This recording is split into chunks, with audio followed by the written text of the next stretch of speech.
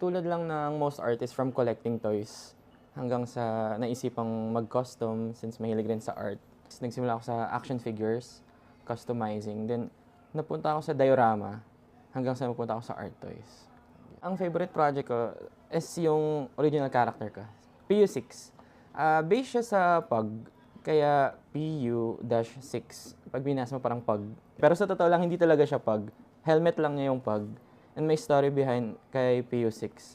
Tao talaga siya. Na may alaga siyang pug na nawala. Pangalan niya Uno. Nag-don siya ng costume, gumawa siya na base sa tsura ni Uno.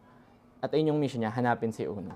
Initial design ko, sa totoo lang, is balloon, tsaka tatlong balloon na naka-shape ng clubs. Tapos hinihila siya paangat. Pero sobrang random na isip ko na lang, bawal ang chocolate sa dogs. Gawin ko na lang chocolate.